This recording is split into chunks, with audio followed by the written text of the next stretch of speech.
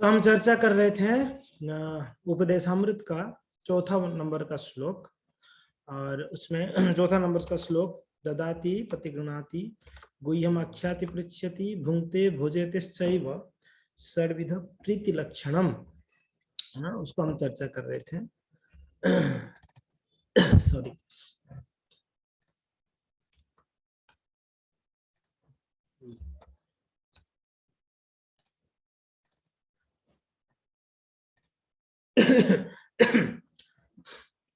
तो हमने चर्चा किया नित्य सिद्ध कृष्ण प्रेम साध्य कभुनाय श्रवण आदि शुद्ध चित्ते करे उदय। जीवों के हृदय में कृष्ण के प्रति शुद्ध प्रेम नित्य स्थित होता है। यह किसी अन्य स्रोत से प्राप्त की जाने वाली वस्तु बिल्कुल भी नहीं है। यहाँ तक हम चर्चा किए थे। जब श्रवण तथा कीर्तन से हृदय शुद्ध हो जाता है तो जीव स्वाभाविक रूप से जाग जाता है।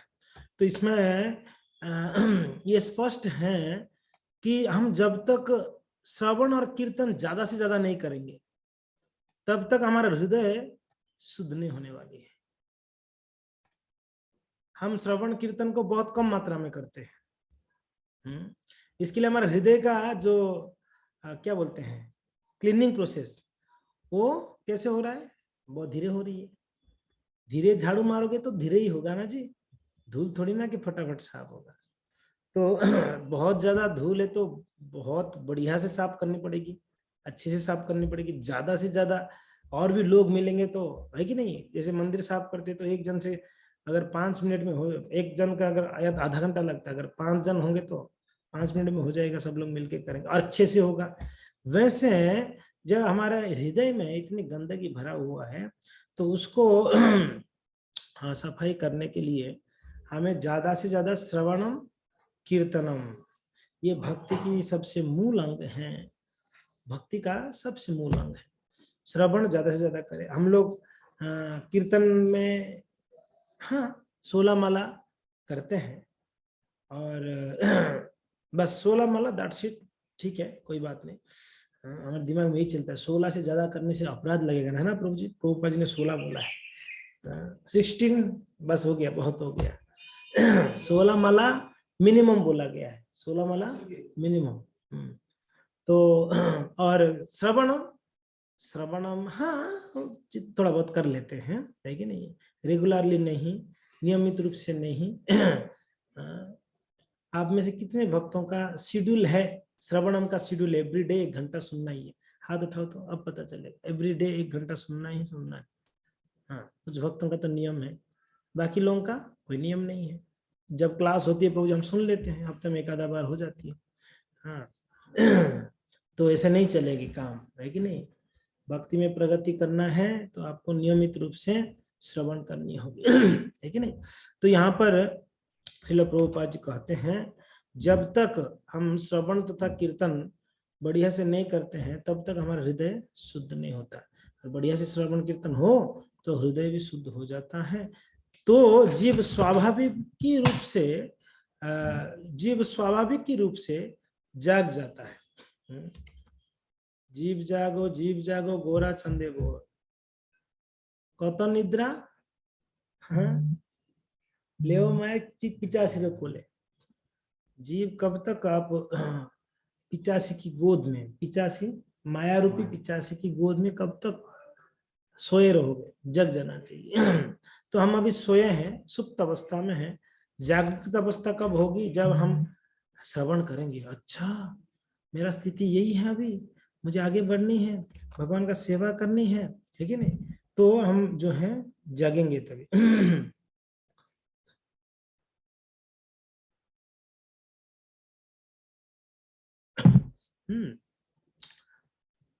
ओके, सो आगे प्रभुपाद जी कहते हैं कि कृष्ण भावनामृत हर जीव में अंतर्निहित है, अतएव हर एक व्यक्ति को कृष्ण के विषय में श्रवण करने का अवसर दिया जाना चाहिए। तो हमारे इस्कॉन संस्था यही करता है, हर एक व्यक्ति को श्रवण करने का अवसर देते हैं। अब दूसरा कोई मंदिरों में जाएंगे इस्कॉन के अलावा तो आपको श्रवण का अवसर नहीं मिलेगा। हो सकता है अच्छा दर्शन का अवसर मिल जाए, दर्शन हो सकती है, हो सकता है वहां पर प्रसाद भी मिल जाए अच्छा, हो सकता है वहां पर आप कुछ गिफ्ट्स खरीदना मिल सकता है, मगर श्रवण का कहीं अवसर नहीं है। मगर जब इस्कॉन में आते हैं आप, तो यहाँ पर श्रवण का पूरा अवसर दी जाती है कि नहीं। रोजाना सुबह 8 से 9 भागवतम क्लास, आप कोई भी इस्कॉन में जाएंगे, हर जगह पे हम यहाँ ऑनलाइन करते हैं, क्योंकि ना आप लोग सब समय नहीं दे पाते हैं, यहाँ आ नहीं पाएंगे सुबह सुबह, इसलिए ऑनलाइन में होती है। और दूसरे दूसरे मंदिरों में जो है, मंदिर में आते हैं भक्त सुनने के लिए है कि नहीं। और इवनिंग को जो है भगवत गीता क्लास होती है हर एक मंदिर में। इस्कॉन के मंदिर में अगर आप जाएंगे तो हर एक मंदिर में शाम को जो है गीता क्लास होती है, भगवत गीता, तो सुनने का पूरा अवसर मिलती है। और उसके अलावा भी फेस्टिवल्स में, फेस्टिवल का जो महिमा है जो वो श्रवण करने को मिलती है। और उसके अलावा संडे लॉ फेस्ट होती है, उसके अलावा गर्ल्स प्रोग्राम अलग, बॉयज प्रोग्राम अलग, सबको सुनने का, बच्चों के लिए सुनने का अवसर अलग है कि नहीं। हाँ जी। तो श्रील प्रभुपाद जी कहते हैं कि हर एक व्यक्ति, क्योंकि कृष्ण भावनामृत हर एक जीव के अंतर्निहित है, सभी के हृदय में है, इसके लिए उनको अवसर देना चाहिए। मात्र श्रवण तथा कीर्तन से मनुष्य का हृदय प्रत्यक्षतः शुद्ध हो जाता है और उसकी मूल कृष्ण भावना तुरंत जागृत हो उठता है। कृष्ण भावनामृत कृत्रिम रूप से किसी पर लादा नहीं जाता है, यह पहले से ही विद्यमान है। अब किसी को कृष्ण भक्ति लाद नहीं सकते हैं, आपको करना ही पड़ेगा जी। बंदूक लगा के इसको बोल नहीं सकते जब करो, आपको आना ही पड़ेगा मंदिर में ना जी। तो जब उसको कीर्तन, भजन और कीर्तन, श्रवणम और कीर्तनम का अवसर दी जाएगा, धीरे धीरे क्या होगा, वो जो है उसका कृष्ण भक्ति जग जाती है। जब मनुष्य परमेश्वर के पवित्र नाम का कीर्तन करता है तो उसका हृदय समस्त संसारी कर्म से स्वच्छ हो जाता है। स्वरचित शिक्षाष्टकम में प्रथम पद्य में ही भगवान महाप्रभु कहते हैं, चैतन्य महाप्रभु, चेतो दर्पण मार्जनम भव महादावाग्नि निर्वापणम श्रेयः कैरव चंद्रिका वितरणम विद्या वधु जीवनम आनंदाम बुद्धिवर्धनम प्रतिपदम पूर्णामृत स्वादनम सर्वात्म स्नपनम परम विजयते श्री कृष्ण संकीर्तनम। श्री कृष्ण संकीर्तन की परम विजयी हो, जो हृदय में वर्षों से संचित धूल का मार्जन करने वाला तथा बारंबार होने वाली जन्म मृत्यु रूपी महादावाग्नि को बुझाने वाला है। ये कैसा है संकीर्तन यज्ञ? कहते हैं हृदय में जो वर्षों से संचित है, ऐसे कह सकते हैं कई जन्मों से संचित है कि नहीं। हमारा हृदय का मैल कई जन्मों से संचित है, तो उस मैल को, उस गंदगी को क्या करता है, ये श्री कृष्ण संकीर्तन मार्जनम, मार्जन करता है। और दूसरा, बारंबार जो जन्म मृत्यु रूपी महादावाग्नि है हमारा, पुनरपि जननम पुनरपि मरणम पुनरपि जननी जठर शयनम, ये जो चलते आ रहा है ये चक्र, इस चक्र को ही वो रोक सकता है। ये संकीर्तन आंदोलन सारी मानवता के लिए परम वरदान है, हर एक मनुष्य के लिए ये परम वरदान है कि नहीं। और क्योंकि यह मंगल रूपी चंद्रिका का वितरण करता है। चंद्रमा का जब सूरज उगता है तो गर्मी होती है, मगर चंद्रमा ठंडक देती है, चंद्रमा ठंडक देती है। तो वैसे संकीर्तन, ये हरिनाम संकीर्तन जो है, ये व्यक्ति की हृदय में ठंडक देता है। हमारे हृदय में कई प्रकार की इच्छा, कई प्रकार की वासनाएं, कई प्रकार की जो है गंदगी के कारण, काम क्रोध लोभ मोह के कारण ये क्या है, बिल्कुल क्या बोलते हैं, द्रवीभूत हो रखा है हृदय। शांति नहीं है कहीं पर भी, है कि नहीं, किसी के हृदय में शांति नहीं है। जैसे ही हरिनाम संकीर्तन करते हैं तो ये हृदय में ठंडक मिलती है, बड़ा शांत होता है कि नहीं। और ये समस्त दिव्य ज्ञान रूपी विद्या का जीवन है, ये दिव्य आनंद के सागर की वृद्धि कराने वाला है, और जिसके लिए हम सदैव आतुर रहते हैं, उस अमृत का पूर्ण रूप से आस्वादन करने में हमें समर्थ भी बनाता है। ये जो पूर्णामृत का आस्वादन कराने के लिए हम समर्थ होते हैं जब हम नाम को जप करते हैं। नहीं तो ये जो अमृत है, कौन सा अमृत है, कृष्ण प्रेम रूपी अमृत, इसको आस्वादन करने का हम योग्य नहीं है, अयोग्य है। तो इसको योग्यता कैसे मिलती है, जब हम हरिनाम संकीर्तन करते हैं तो उसके द्वारा हमारा हृदय शुद्ध होता है और उससे क्या होती है, जो है हम क्वालिफाइड बनते हैं ये पूर्णामृत का आस्वादन करने के है कि नहीं। आगे श्रील प्रभुपाद जी कहते हैं महामंत्र का जप करने वाला ना केवल शुद्ध हो जाता है अपितु जो भी हरे कृष्ण कृष्ण कृष्ण हरे हरे हरे राम राम राम हरे हरे के दिव्य उच्चारण को सुनता भी है वो भी पवित्र हो जाता है। जो कीर्तन करता हो तो शुद्ध होता ही होता है, जो सुनता है वो भी पवित्र हो जाता है। यहाँ तक कि निम्न पशु कीड़े पौधे तथा अन्य योनियों के शरीर में बद्ध हुए जीव भी दिव्य ध्वनि को सुनकर शुद्ध होकर कृष्ण भावनामृत बनने के लिए तैयार हो जाते हैं। इसकी व्याख्या उस समय ठाकुर हरिदास ने की जब श्री चैतन्य महाप्रभु ने पूछा था कि मनुष्य से नीचे की जीव किस तरह भवबंधन से मुक्त हो सकते हैं। हरिदास ठाकुर ने बताया कि भगवान का नाम कीर्तन इतना शक्तिशाली है कि यदि कोई जंगल के सुदूर भागों में भी कीर्तन करता है तो वृक्ष तथा पशु भी ध्वनि में श्रवण मात्र से कृष्ण भावनामृत में प्रगति करेंगे। इसे चैतन्य महाप्रभु ने स्वयं वास्तव में सिद्ध कर दिखाया जब वो झाड़ीखंडी जंगल में होकर गुजर रहे थे। उस समय सिंह साप हिरण तथा अन्य सारे जीव सज वैर त्याग कर संकीर्तन करने और नाचने लगे थे। निस्संदेह हम श्री चैतन्य महाप्रभु के कार्यकलापों का अनुकरण कर ही नहीं सकते लेकिन हम उनके पद चिन्ह में चल सकते हैं। हमें इतनी शक्ति तो नहीं है कि सिंह साप कुत्ते तथा बिल्लियों के निम्न पशुओं को मोहित कर ले या उन्हें नाचने के लिए प्रेरित कर सके, लेकिन भगवान के पवित्र नामों का कीर्तन करके विश्व भर के बहुत से लोगों को कृष्ण भावनामृत तो बना ही सकते हैं। तो हम महाप्रभु को तो फॉलो नहीं कर सकते हैं, उनकी अनुकरण नहीं कर सकते, मगर हाँ हम कीर्तन करके कुछ जो है लोगों को, व्यक्तियों को, मनुष्यों को हम भक्त बना सकते हैं। हम कुत्ते बिल्ली बाघ भालू को तो नहीं बना सकते। भगवान नाम का जप करना या उनका प्रचार करना योगदान का अथवा दान का एक भव्य उदाहरण है। ददाती, सबसे बड़ा दान हरिनाम संकीर्तन का दान, कृष्ण कथा का दान। इस संकेत से प्रतिगृहाति सिद्धांत का भी पालन करना चाहिए और दिव्य उपहार को प्राप्त करने के लिए तैयार तथा सहमत होना चाहिए। उसे कृष्ण भावनामृत आंदोलन के विषय में पूछताछ करनी चाहिए और इस भौतिक जगत की स्थिति को समझने के लिए अपना मन खुला रखना चाहिए। इस प्रकार गुह्यम आख्याति पृच्छति सिद्धांत का पालन किया जा सकता है।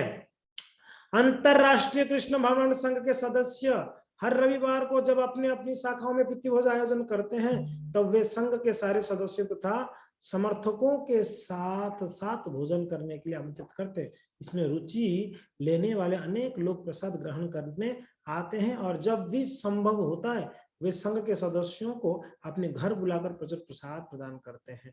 इस तरह संघ के सदस्य तथा सामान्य जनता दोनों ही लाभान्वित होते हैं। ठीक है जी, ये सब हो गया था आई थिंक, इसलिए मैं थोड़ा फटाफट पढ़ रहा हूँ। हो गया था ना, आप लोग याद है ये हो गया था? हाँ, तो इसलिए मैं थोड़ा फास्ट पढ़ रहा हूँ।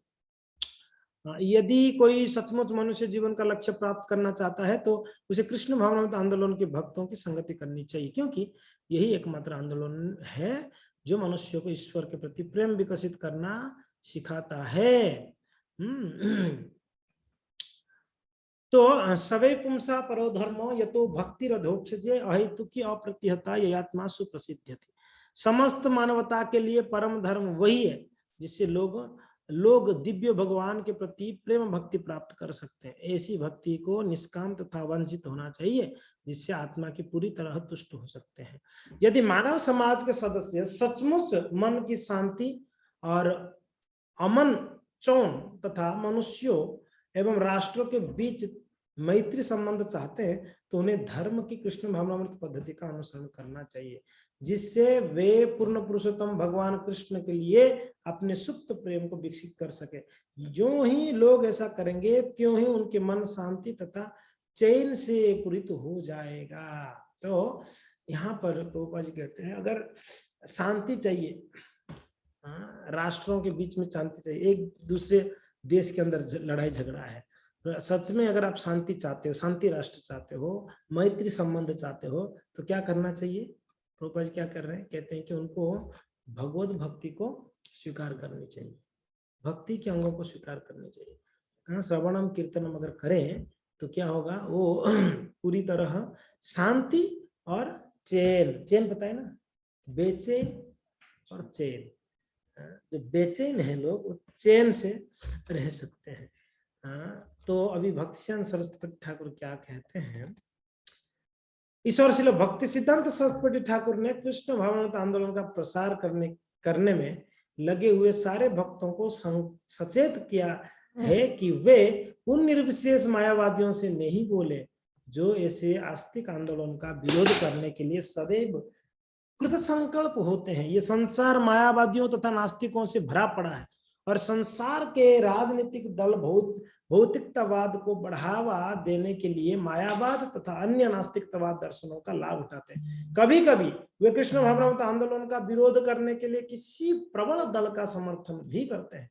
मायावादी तथा अन्य नास्तिक नहीं चाहते हैं कि कृष्ण भावनामृत आंदोलन विकास करे, क्योंकि यह लोगों को ईश्वर चेतना की शिक्षा देता है। नास्तिक की यही नीति है, सांप को दूध पिलाने तथा केला खिलाने से कोई लाभ नहीं होता, क्योंकि सांप कभी भी तुष्ट नहीं होगा, अपितु दूध तथा केला खाकर वो और भी विषैला बन जाता है। केवलम विषवर्धनम, यदि सांप को दूध पीने के लिए दिया जाए तो उसका विष बढ़ता ही है। इसी कारण से हमें मायावादी तथा कर्मी रूपी सर्प के समक्ष अपने मन की बात प्रकट नहीं करनी चाहिए। जो 10 नाम अपराध है उसमें एक नाम अपराध क्या है, 9th नंबर नाम अपराध क्या है? क्या है? अश्रद्धालुओं को कृष्ण नाम की महिमा के उपदेश देना, है कि नहीं? ये अपराध है। तो यहाँ पर श्रील प्रभुपाद जी क्या कह रहे हैं, भक्तिसिद्धांत सरस्वती ठाकुर क्या कहते हैं? कहते हैं कि संसार में भरे पड़े हुए हैं मायावादी और नास्तिकवादी। मायावादी कौन है? जो भगवान को सोचते हैं कि वो निराकार है, उनका आकार नहीं है। कुछ सोचते हैं भगवान को माया में है, भगवान खुद माया में है कि नहीं है? अलग अलग मायावादी में अलग अलग है, जैसे निर्विशेषवादी, शून्यवादी, सब मायावादी के अंदर है। और एक होते हैं नास्तिकवादी। नास्तिकवादी क्या है? नास्तिक यानी वो भगवान की अस्तित्व को नहीं मानते, यानी भगवान ही नहीं है, भगवान कुछ नहीं है जी। ऐसा देखिए, मायावादी तो भगवान है करके मानते हैं, मगर उनको क्या मानते हैं? भगवान का स्वरूप माया है, या भगवान का आकार ही नहीं है, वो शून्य है, बिल्कुल वो जीरो है, ऐसा तो कम से कम वो मानते हैं करके। मगर जो नास्तिकवादी है वो बिल्कुल मानते ही नहीं है, वो बिल्कुल मानते नहीं है कि भगवान है करके। तो वैसे ये दो कैटेगरी जो है ना, बड़ा खतरनाक है। प्रभुपाद जी कहते हैं इनको अगर आप कुछ भी करोगे तो ये क्या है, सुधरने वाले नहीं है। मायावादी नहीं सुधरेंगे, नास्तिकतावादी भी बड़ा खतरनाक है। मगर हाँ, कभी कभी नास्तिकतावादी को अगर झटका लगता है ना, तो फिर कभी कभी उसको बुद्धि आती है, नहीं तो इन दोनों कैटेगरी बड़ा खतरनाक है। प्रभुपाद जी उदाहरण देते हैं, जैसे सर्प है, सर्प का आप जहरीला सर्प का आप दूध पिलाओगे तो सर्प ऐसा थोड़ी ना कि वो दूध पीने के बाद अमृत उगा लेगा, उस जहर उगा लेगा, उसका जहर बढ़ेगा, कम नहीं होने वाला है। समझ में आ रहा है? तो वैसे ही जो मायावादी और जो है नास्तिक लोग हैं, उन लोगों को भी हमें अपने मन की बात प्रकट नहीं करनी चाहिए। इस तरह दिल के प्रकटीकरण से कोई लाभ नहीं होगा। मान लीजिए हम जाके हमारा भक्ति में जो अनुभव है, हम जाके किसको बताएंगे? कर्मियों को बताएंगे जो जिसको कोई लेना देना नहीं भगवान और भक्ति के प्रति, उनको जाके बताए, पता है आज मुझे मंगल आरती में इतना आनंद आया। बोले कि दिमाग खराब है, मंगल आरती 3:30 बजे किसको आनंद आती है? सोने में उस समय आनंद है। आप देखिए, किसको पूछिए, कर्मियों का आप बोलोगे मंगल आरती में आनंद, पागल है, सुबह सोने में आनंद आता है कि 4:30 बजे मंगल आरती में आनंद आता है? तो आपकी भावनाओं को वो नहीं समझ पाएंगे, है कि नहीं है? इसके लिए आपकी जो दिल की बात है, भक्ति में जो आपके अनुभव है, या प्रचार का ही विषय हो, वो आप जो है नास्तिक लोग हैं या जो रुचि नहीं रखते हैं कृष्ण भक्ति में, मायावादी, उन लोगों को कभी भी सामने जाके उनको प्रचार नहीं करें, उनको ना बताएं, है कि नहीं है? अतः उनकी संगति से पूरी तरह बचना ही बेहतर होगा और उनसे कोई रहस्यात्मक बात नहीं पूछनी चाहिए, क्योंकि वे कभी भी अच्छी सलाह नहीं दे सकते हैं। मायावादी को जाके पूछोगे, महाराज आप बताएंगे अच्छा जप कैसे किया जाए, मायावादी कैसे सलाह देंगे? दे पाएंगे? नास्तिक को जाके पूछोगे कि अच्छा मैं जल्दी कैसे उठ पाऊंगा, मुझे ये बताओ, दिमाग खराब है तेरा, जल्दी उठेगा? आप जाके बताओगे देखो मेरा चाय का आदत है, चाय कैसे छोड़ूंगा बताओ। हाँ, तो वो लोग थोड़ी आपकी ऐसे सवालों का जवाब दे सकते हैं है कि नहीं। तो इसी बात को यहाँ पर भक्तचंद महाराज कहते हैं। तो हमें ना तो मायावादियों तथा नास्तिकों को आमंत्रित करना चाहिए। बहुत स्ट्रॉन्ग वाक्य है। क्या कह रहे हैं प्रभुपाद जी? हमें ना मायावादियों को ना नास्तिकों को आमंत्रित करनी चाहिए। इसका अर्थ क्या है? यानी हमारे संस्था में कभी भी बाहर के किसी को कथा करने नहीं देते, कीर्तन करने नहीं देते। इस्कॉन के ही भक्त करते हैं। क्यों? क्योंकि उनकी कथा में कहीं ना कहीं जहर रहता है। वो कितना भी पंडित क्यों ना हो, उनको अलाउ नहीं है हमारे इस्कॉन में आके व्यासपीठ में बैठ के वो कथा नहीं दे सकते, कथा नहीं कर सकते। कीर्तन के लिए भी अलाउड नहीं है वैसे तो। फेस्टिवल में कहीं कहीं अलाउ करते हैं कीर्तन करने के लिए कोई ग्रुप्स को, मगर नहीं तो नॉट अलाउड। भक्त ही कीर्तन करते हैं। तो आमंत्रित नहीं करना, ना उनका आमंत्रण को स्वीकार भी करना चाहिए। प्रभुपाद जी और क्या बोलते हैं, वो बुलाएंगे भी तो हमें नहीं जाना चाहिए, क्योंकि इस प्रकार के घनिष्ठ परस्पर संपर्क से हम उनकी नास्तिकतावादी मनोवृत्ति से दूषित हो सकते हैं। संगात संजायते काम। प्रभुपाद जी ने क्या उदाहरण दे रहे हैं। भगवद गीता में कहा गया ना, संगात संजायते काम, जैसा संग वैसा रंग। तो आप मायावादियों के संग में जाओगे तो आप, मैं उनको प्रचार, कभी कभी हम लोग ना प्रचार करने के बड़ा मूड में रहते हैं, जाते हैं और ठीक है उधर भी प्रचार कर देंगे। उधर क्या होते हैं, जाके हम प्रीच्ड होके आते हैं, प्रीच नहीं कर पाते, खुद प्रीच होके आ जाते हैं। बोले यार सही बोल रहा था वो व्यक्ति, वो सही है, वो संस्था, वो संस्था सही है, ये कितना वैराग्य देखिए लोग। प्रभावित हो जाता है हम उनकी कुछ चीजों से। इसके लिए हमको बड़ा केयरफुल रहना चाहिए। दूसरी संस्था, दूसरी संप्रदाय, दूसरी जगह पे ज्यादा, प्रभु जी क्या है, सिर्फ बाहर से हम दर्शन ही तो करेंगे। वृंदावन में जब जाते हैं कि प्रभु जी प्रेम मंदिर ले जाओगे, प्रेम मंदिर, प्रेम मंदिर। क्यों भाई प्रेम मंदिर? प्रभु जी बहुत अच्छा बना हुआ ना, लेकिन नहीं इधर उधर हम भक्त नहीं जाते। अरे प्रभु जी हम थोड़ी ना कि उनकी फिल्म हम जाएंगे बस देख के आएंगे ना, इतना सुंदर बना हुआ। क्यों, क्या रखा हुआ है? आंख को क्या ये एक्सरसाइज करने जाओगे प्रेम मंदिर में? क्यों जाना है? आपको पता है परम पूज्य गोपाल कृष्ण गोस्वामी महाराज जिस जगह पे प्रभुपाद जी नहीं गए उस जगह पे वो जाते ही नहीं है। जिस जगह पे प्रभुपाद नहीं गए उस जगह पे वो जाते ही नहीं है। आप बताओ। हम लोग को हर जगह जाना है, उधर भी जाना है, उधर भी जाना है। अरे बहुत अच्छा है, गणेश जी का मंदिर है, चलते हैं, चलो ठीक है, हम अपमानित नहीं करेंगे उनको जरूर, मगर जाके वहां पर इन्वॉल्व होके तो उससे क्या होता है, हमारा मन कलुषित तो होता ही होता है। देखिए स्थान का भी बहुत प्रभाव है, ऐसा मत समझो स्थान का प्रभाव नहीं है। कितना भी हमारा जो है भावनाएं शुद्ध हो, स्थान में जाते हैं तो भावनाएं चेंज हो जाती है। स्थान का बहुत प्रभाव होता है। इसीलिए हम ऐसा ही स्थान में जाए जिस स्थान में हमारे आचार्य लोग गए हुए हैं, जिस स्थान में भक्त लोग जाते हैं उस जगह पे जाए। उस जगह पे बिल्कुल ना जाए जिस जगह पे संत नहीं जाते हैं, भक्त नहीं जाते हैं, है कि नहीं। इसको बहुत ध्यान रखना बहुत जरूरी है। जैसे मैंने बतलाया था, एक व्यक्ति खेती किया था और खेती को रखवाला करने के लिए उसने खेती के बीच में एक ऐसे चबूतरा जैसे बनाया है बांस का, ऊपर बैठ के वो खेती को संभालता। तो कुछ लोग जो है राजा और उनकी कुछ प्रजा लोग चलते चलते जा रहे थे और बड़ा थके हुए थे, दोपहर को 12-1 बजे था, और उनके खेत में जो है काकड़ी था इत्यादि इत्यादि, जो मीन्स कच्चा खा सकते आप ऐसा सब वेजिटेबल्स था। तो वहाँ तरबूज था, कुछ फल थे इत्यादि।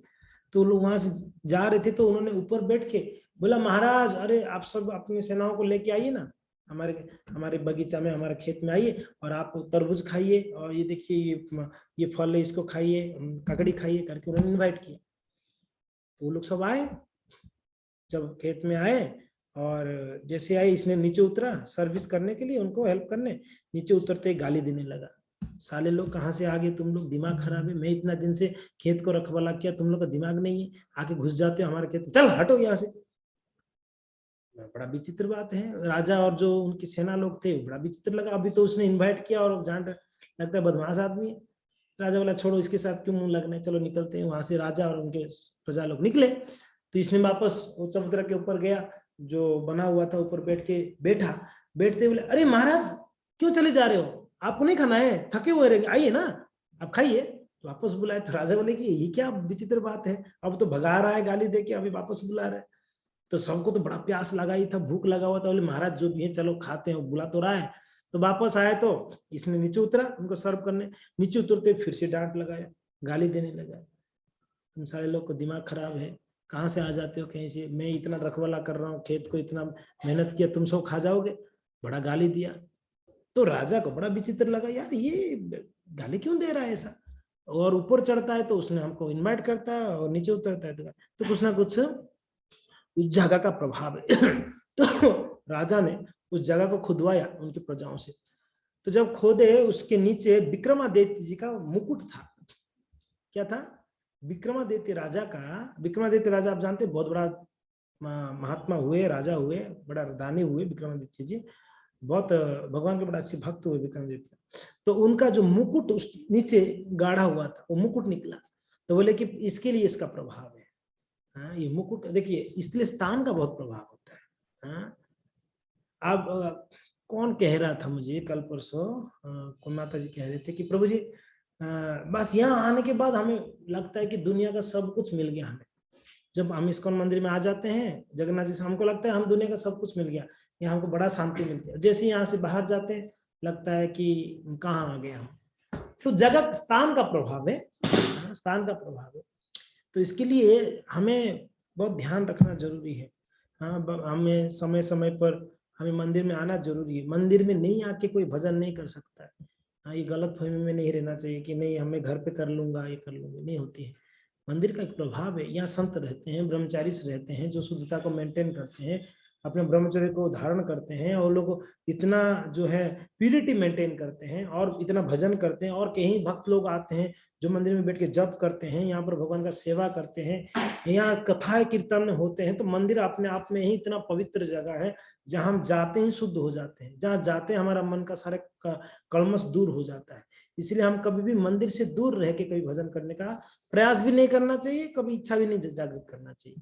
तो श्रील प्रभुपाद जी ने यहाँ पर मना करते हैं, ऐसे जगह पे हमें इनवाइट करने पर भी नहीं जाना चाहिए जिस जगह पे कोई कृष्ण भक्ति का संभव नहीं है। यह इस श्लोक की निषेधाज्ञा है कि हमें मायावादियों तथा नास्तिकों से कुछ भी लेने देने से दूर रहना चाहिए। चैतन्य महाप्रभु ने यह भी सचेत किया है, विषय अन्न खाए ले दुष्ट है मन। संसारी लोगों का बनाया हुआ भोजन करने से मनुष्य का मन क्या हो जाता है? दुष्ट हो जाता है। खाओ भाई और खाओ अभी बाहर जाके। फिर बोलते हैं प्रभु जी मेरा मन शांत नहीं हो रहा है, मेरा मन में गंदे विचार आ रहे हैं, मेरा मन ये नहीं। कैसे होगा महाराज, आप तो बाहर जाके खाते हो, आप तो इधर उधर खाते हो। ठीक है नहीं?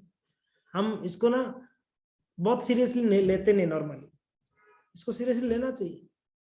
हमने कई बार क्लास में बोला, प्रभुपाद जी ने कई जगह पे इसको बोले, हम भक्तों के लिए ही तो इस बात को प्रभुपाद जी ने हमको लिखे। कौन नास्तिक वालों को या बाहर लोगों को जाके से ये चीज बताओ, उन लोग के लिए थोड़ी ये चीजें जो ये ग्रंथ हम पढ़ रहे हैं हमारे लिए तो है, प्रभुपाद जी ने लिखे हैं हमारे लिए, ये जो उपदेश दिया गया है हमारे लिए तो है। बड़ा ध्यान रखना चाहिए। प्रभु जी यहाँ पर जो है ना, हाँ क्या है, नागपुर का क्या फेमस है यार प्रभु जी, ये बहुत फेमस है, आप खा सकते हैं कि प्रभु जी इस होटल का है ना पाव भाजी बहुत फेमस है, आप खा सकते हैं प्रभु जी। प्रभु जी इस होटल का है ना जो आलू बड़े है ना वो बहुत फेमस है, खाओ, फेमस चीजें खाते रहो, मरो। और क्या बताओ, बहुत हमें सतर्क रहना चाहिए। बाहर की चीजें खाना, और बाहर की बातें सुनने का भी, हम पिक्चरों का गाना सुनते रहते हैं और बाहर की प्रवचन से सुनते रहते हैं, कुछ ऐसे संतों का बड़ा आदत लगा है, वो महाराज जी बहुत अच्छा बोलते हैं, वो महाराज जी बहुत अच्छा बोलते हैं, बाहर की जो इस्कॉन के नहीं है उन लोगों का, ये सब एक प्रकार के बड़े बड़े अनर्थ है। क्या है, हमको लगता है ये भक्ति है, राधे राधे बोलो, क्या आएंगे बिहारी, मैं सुन रहा हूँ ये बहुत भक्ति है, मेरे अंदर राधे का भाव जागृत हो रहा है, कुछ भी नहीं है, बकवास है। हाँ जी, बकवास है ये। हाँ, हमारे वैष्णव भजन, हमारे वैष्णव गण जो गाए हैं उस चीजों को सुनना चाहिए हमें, हम इधर उधर का नहीं सुनना चाहिए। इससे कभी भी कोई भक्ति में आपका प्रगति नहीं होगा। इसी मनोरंजन के लिए ठीक है, मनोरंजन होगा, मजा आएगा और मजा आ गया। हमको मजा के लिए नहीं सुनना है, ठीक है जी। एक तो सुनने की बात मैं कह रहा हूँ, दूसरा यहाँ पर जो प्रभुपाद जी बोले खाने की बात है, बाहर जो खाते हैं उसको भी बहुत ध्यान रखना चाहिए।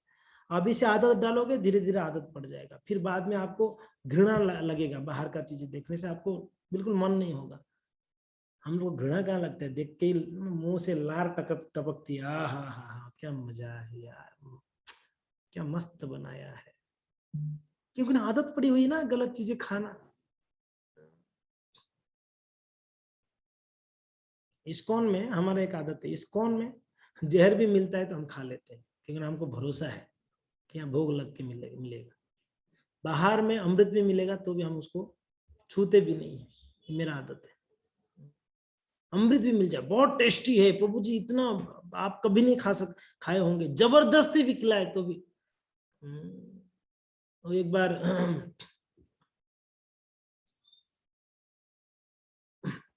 कोरोना से पहले की समय की बात है, तो मैंने किसी भक्त के उधर गया था, तो बाहर से गन्ने का जूस लेके आए, पीजिए, तो मैंने मना किया, जबरदस्ती पिलाया, मैंने मना किया नहीं पीना है, नहीं जबरदस्ती आपको पीना ही पड़ेगा प्रभु जी, बहुत फोर्स किए।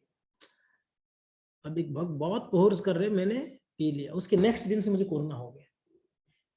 उसके नेक्स्ट दिन नहीं, मैंने वहां से निकला, मंदिर में पहुंचा, मुझे बुखार फीवर आ गया।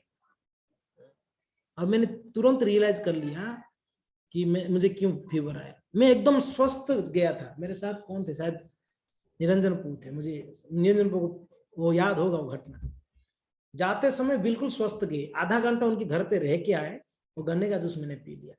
निरंजन पू को भी 2 दिन के बाद उनको भी फीवर आया, मुझे उसी दिन मैं आया सोया, और फिर 8 दिन सोया ही सोया, इतना हालत था।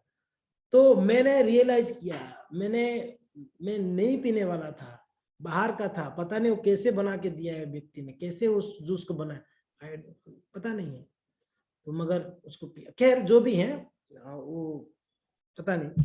तो मेरा मेरा अनुभव है ऐसा, होती है बिल्कुल, स्वास्थ्य खराब होती है, मन खराब होता है बाहर का खाने से, क्योंकि ना उसमें कोई क्या बोलते हैं, जैसा जैसे यहाँ पर बोले जैसा अन्न वैसा मन, और महाप्रभु तो बोले दुष्ट हुए मन, विषय और न खाए ले दुष्ट हुए मन बदमाश होता है, दुष्ट हो जाता है।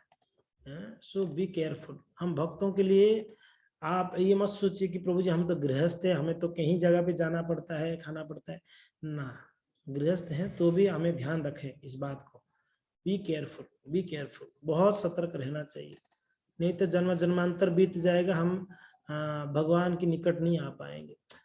सो यदि मनुष्य अत्यंत उन्नत नहीं है तो वो कृष्ण भावनामृत आंदोलन को आगे बढ़ाने में सबके योगदान का उपयोग करने में समर्थ नहीं होता। अतएव सिद्धांत के तौर पर किसी को मायावादी या नास्तिक के दान भी नहीं लेना चाहिए। वस्तुतः चैतन्य महाप्रभु ने भक्तों को उन सामान्य वस्तुओं, उन सामान्य मनुष्यों तक की संगति करने की वर्जित किया है, जो भौतिक इंद्रिय तृप्ति के प्रति अत्यधिक आसक्ति है। किनका संगति करने मना किया महाप्रभु ने, जो भौतिक इंद्रिय तृप्तियों की आसक्ति। हाँ, भौतिकतावादियों की संगति से बचने के लिए बोले महाप्रभु। निष्कर्ष क्या निकला है, निष्कर्ष यह निकलता है कि हमें सदैव भक्तों की संगति करनी चाहिए, भक्ति के नियामक सिद्धांतों का पालन करनी चाहिए, आचार्यों की पद चिन्हों का अनुसरण करनी चाहिए तथा गुरु के आदेशों का पूरी तरह पालन करनी चाहिए। ये आपकी क्या बोलते हैं जीवन में लकीर बना दो इसना, ये 4 लाइन। क्या निष्कर्ष जो प्रभुपाद जी ने बोले, एक तो सदैव भक्तों की संगति में रहे, सदैव। दूसरा, भक्ति की जो नियम है वो सारे सिद्धांतों का पालन करें हम, जैसे अभी हम बतलाए कि बाहर का नहीं खाना चाहिए, बाहर का कुछ सुनना नहीं चाहिए हमें, है कि नहीं है, इत्यादि इत्यादि। इस सिद्धांतों को पालन करने में कभी चूकना नहीं चाहिए हमें। फिर तीसरा, आचार्यों की पदचिन्हों का अनुसरण करनी चाहिए हमें, जैसे मैंने बताया परम पूज्य गोपाल कृष्ण महाराज जहां वहां नहीं जाते हैं जहां उनकी गुरु प्रभुपाद नहीं गए, वो आचार्यों के पद चिन्हों को फॉलो करते हैं। हम भी वैसे जो आचार्य बताए उस आचार्य की पद चिन्ह, हमको जो भक्ति विनोद ठाकुर बताया, भक्तिचंद महाराज बताया, प्रभुपाद जी ने बताया, हमारे गुरुदेव जो बतलाते हैं, उसमें चौथा नियम ये भी है कि गुरु के आदेशों को पूरी तरह पालन किया जाए। जो हमें गुरुदेव आदेश देते हैं, हाँ, उसको हमें, यानी इन जनरल जब क्लास में गुरुदेव बोलते हैं हमारे लिए बोलते हैं, तो उस आदेशों को हम पूरी तरह पालन करें। इस प्रकार हम अपनी भक्ति तथा सुप्त कृष्ण भावनामृत को विकसित करने में समर्थ हो सकेंगे। इतना करोगे तो प्रभुपाद जी कहते हैं अपना जो सुप्त कृष्ण भावना होता है ना, वो विकास होगा, आप भक्ति में आगे बढ़ सकते हो। 4 चीजें क्या क्या है, महत्वपूर्ण 4 चीजें। पहला क्या बतलाया है, हमेशा भक्तों की संगति में रहना है। दूसरा क्या बतलाया है, जो भक्ति के सिद्धांत यानी नियम है, सारे नियमों को फॉलो करना है। तीसरा, आचार्यों की पदचिन्हों में चलना है हमें। चौथा, गुरु की आदेश को पूर्ण तरह पालन करना है। ये 4 चीज अगर हम करते हैं तो हमारा जीवन में भक्ति दिन दुगनी रात चौगुनी बढ़ेगी। दिन दुगनी रात चौगुनी, और इसमें कोई डाउट नहीं है जी, है कि नहीं? ओके, ऐसा भक्त जो ना तो नौसिखिया है ना महाभागवत है, अत्यंत उन्नत भक्त, अपितु भक्ति की मध्य अवस्था में उससे यह आशा की जाती है कि वो भगवान से प्रेम करेगा, भक्तों को मित्र बनाएगा, अज्ञानियों पर दया करेगा और ईर्ष्यालु तथा आसुरी स्वभाव वालों का परित्याग करेगा। ये ध्यान रख लो। और क्या है, जो मध्यम स्तर के भक्त हैं, जो नवशिक्षा भी नहीं है, नया नहीं है, और जो एकदम शुद्ध भक्त भी नहीं है, मध्यम स्तर के, वो उनसे क्या आशा की जाती है, वो भगवान से प्रेम करे।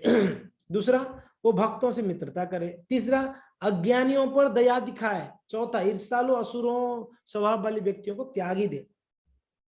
वापस रिपीट करता हूं, ये भी नियम है। क्या है प्रभु, भगवान को प्रेम करे, भक्तों के साथ मित्रता बनाए, मित्रता होना चाहिए। हम तो भक्तों के बीच में झगड़ा टंटा करते हैं, क्या मित्रता करेंगे, भक्त में झगड़ा है कि नहीं? बहुत ये जो है हम भक्तों के सीखने की चीजें हैं। हम बाहरी संसार में और भक्तों में कितना अंतर पता है? बाहरी संसार में लोग एक दूसरे को ईर्ष्या करते हैं, एक दूसरे का टांग खींचते हैं। हम अगर भक्ति में आने के बाद भी भक्तों का भी टांग खींचेंगे, भक्तों को भी ईर्ष्या करेंगे, भक्तों से ही लड़ाई झगड़ा कर लेंगे, तो फिर क्या फायदा है भक्ति में आके, जब बाहर वाले तो ऐसे करते हैं। हम चर्चा कर रहे थे, किनके साथ कर रहा था कि लोग कहते हैं, कौन बोल रहा था कि आप गुस्सा करते हो, कौन सी क्लास में चर्चा हो रही थी पता कि क्लास के बाद एक कोई बोल रहा था।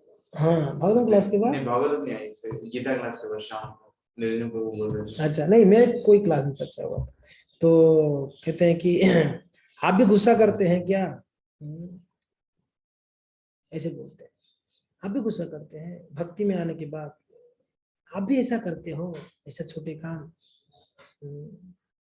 कुछ दिन पहले एक प्रभु और माता आए झगड़ा करके हमारे पास, तो उनके प्रभु का कंप्लेन था कि कैसा भक्त बनाते हैं आप लोग, ये कंठी पहनती है मेरी पत्नी, जपती है और इतना गुस्सा करती, घर पे झगड़ा करती रहती है। उनको क्या जवाब देंगे हम, ये बताइए? वो प्रभु को क्या जवाब दोगे? उनका क्या कंप्लेन था, ये भक्ति करती है, ये तो ढोंग कर रही है, ऐसे बोले, तो ढोंग करती है ये भक्ति, ऐसा भक्ति होता है घर पे झगड़ा डंडा करने के लिए, अपना ही चलाना चाहती है, ये उसकी मर्जी का होना चाहिए, मैं कुछ बोलता हूँ सुनती ही नहीं है, कुछ काम बोलता हूँ तो बोलती है कि मेरा जब बाकी है। बताओ महाराज, यही शिक्षा देते हो आप बताइए क्या कहें?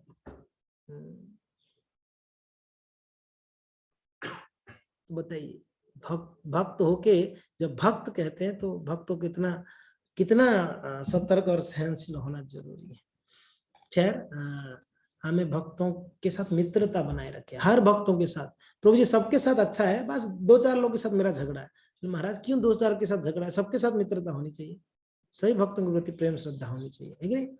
तो ये सिद्धांत है। और जो है ईर्ष्यालु है, असुरी स्वभाव वाले, उनको उनसे दूर रहना है, उनको दूर रहना, परित्याग करना है, अज्ञानियों को दया दिखाना। इस श्लोक में भगवान से प्रेममय आदान प्रदान करने तथा भक्तों से मैत्री स्थापित करने की विधि का संक्षिप्त उल्लेख है।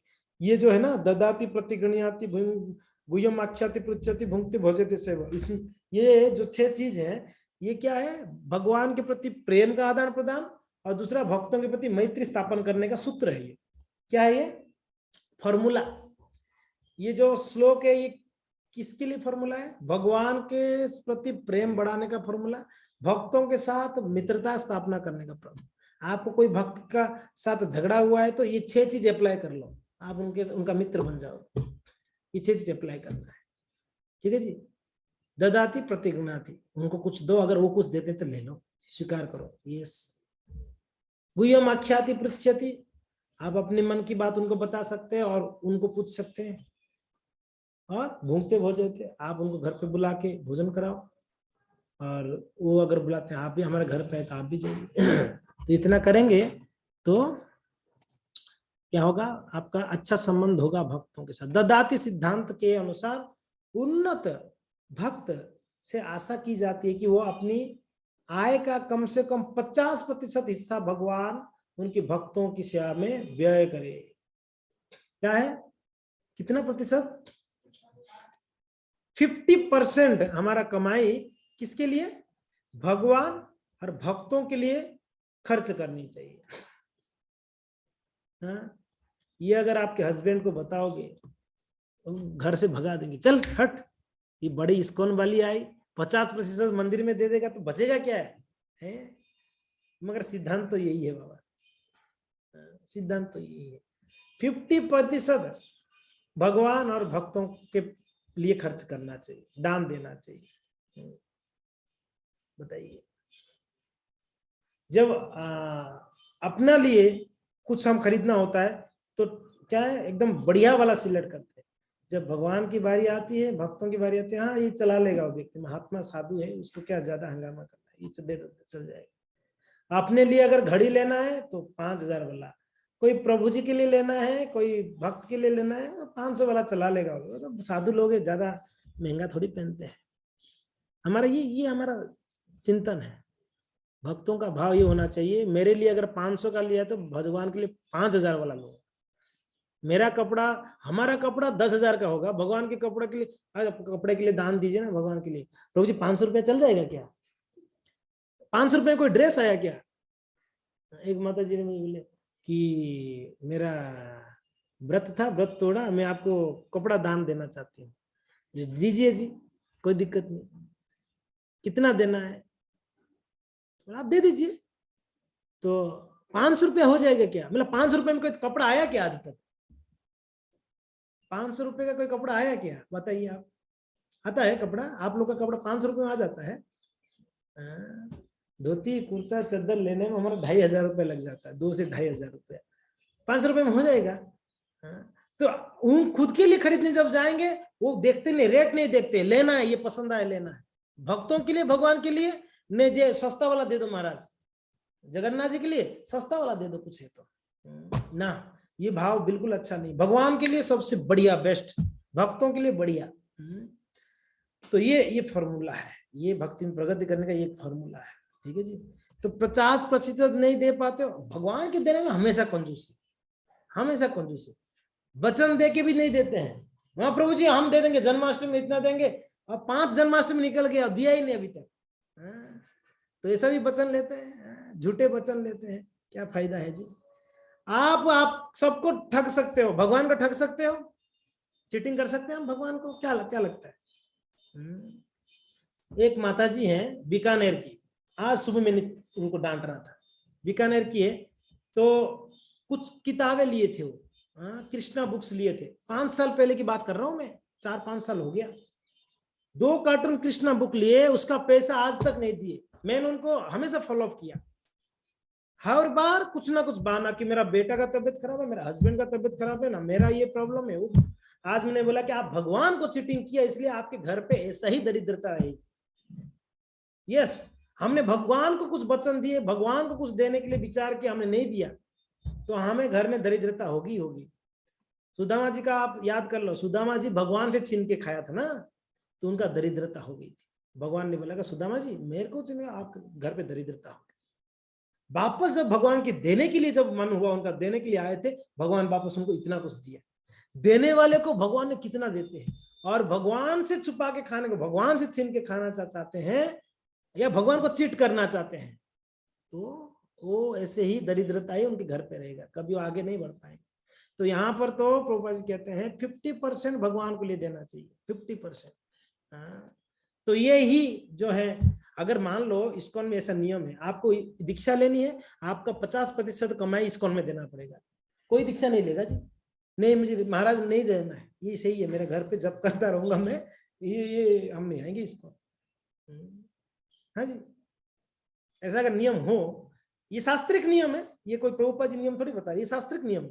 50% भगवान और भक्तों के लिए है, 50% जो रहता है उसमें से आपको घर गुजारा करना है। कोई दीक्षा नहीं लेगा ना, इसके लिए कोई नियम नहीं है कि आपको इतना। देखिए ये आपने खुद को सोच के देना चाहिए, खुद को सोच के। तो खैर जो भी है, श्रील रूप गोस्वामी ने अपने जीवन में ऐसा ही आदर्श प्रस्तुत किया। जब उन्होंने अवकाश ग्रहण करने का निश्चय किया, तो उन्होंने अपने जीवन भर की कमाई का 50% हिस्सा कृष्ण की सेवा में लगा दिया, 25% अपने संबंधियों को बांट दिया, और शेष 25% अपनी निजी उपस्थितियों के लिए रख छोड़ा। सभी भक्तों को इस उदाहरण का पालन करनी चाहिए, प्रभुपाद जी बोले, चाहे जो भी आय हो उनका 50% कृष्ण तथा उनके भक्तों के लिए खर्च किया जाना चाहिए। इससे ददाती की मांग पूरी होगी। ददाती का मांग कब पूरी होगी? हम तो देते हैं 5 रुपया और बाहर सीना तान के बोलते हमने दान दिया भगवान के लिए। सच में देना चाहते हो 50% दे के बताओ, तब पता चलेगा सच में आप बड़ा दानी हो।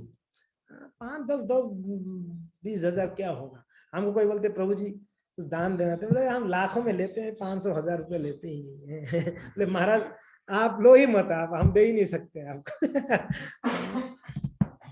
खैर मजाक से नहीं, पर हाँ यहाँ पर प्रभुपाद जी कहते हैं ददाती शब्द को क्या है, पूरा कब होगा, उसका मांग पूरा कब होगी, जब हम 50% भगवान के लिए दें। तो ये हर एक भक्त का जिम्मेदारी है। हम कई भक्तों को रिक्वेस्ट करते हैं, मंदिर में बड़ा परेशानी चल रही है, आप थोड़ा सा दान दीजिए। प्रभु जी मेरे घर पे परेशानी है, क्या करें। भगवान का मंदिर में परेशानी बताए तो अपना घर का परेशानी बता के वो निकल जाएंगे। सक्षम है, देखिए जिनके पास नहीं है वो नहीं दे पाते, जो सक्षम है उनको तो देना ही चाहिए जी। सक्षम है, बिल्कुल सक्षम है, वो दे सकता है मगर नहीं दे रहे, उसको कहेंगे कंजूस व्यक्ति। और कंजूस व्यक्ति कभी भी दुनिया में सुखी रह ही नहीं सकता है। कंजूस व्यक्ति, कुछ भक्त बड़ा दिल खोल के दान करते हैं भगवान के लिए। तो ये हमारा जिम्मेदारी है, जो इस्कॉन में जुड़े हैं, हमारा जिम्मेदारी इस्कॉन मंदिर का भरण पोषण करना, इस्कॉन मंदिर को पालन करना, इस्कॉन मंदिर को मेंटेन करना हमारा जिम्मेदारी है। लोकली मान लो उदयपुर के हम, तो उदयपुर का मंदिर का खर्चा वहन कौन करना चाहिए? हमें करना चाहिए, हमें करना चाहिए उदयपुर का मंदिर का जो भी खर्चा है। इसीलिए हम हमेशा ये प्लान करना चाहिए, मैं सिर्फ मंदिर से लूं ही, मैं संडे फीस्ट में भी आके कुछ ले रहा हूँ, मैं एवरीडे मुझे मंदिर कुछ दिया है। हमारे लिए क्या नहीं दिया मंदिर? हमके लिए सारा फैसिलिटी दिया है। हमें शांति, हमको शांति चाहिए, भक्ति में प्रगति करने के लिए मंदिर से हमको कितना फैसिलिटी मिलती है, उसके बदले में मैंने क्या दिया? कुछ नहीं दिया, कुछ नहीं दिया। कम से कम मेरा कमाई से कुछ दे दो, बाकी तो मैं कुछ नहीं दे सकता, कमाई से दो ताकि कम से कम भगवान का भक्तों का सेवा हो सके। आपको अगर मंदिर मैनेज करोगे, आपको पता चलेगा कि कितना परेशानी है, कैसे कहां से। आप कभी सोचा है? आप चलिए रिकॉर्ड बंद करके ये बात करते हैं, कभी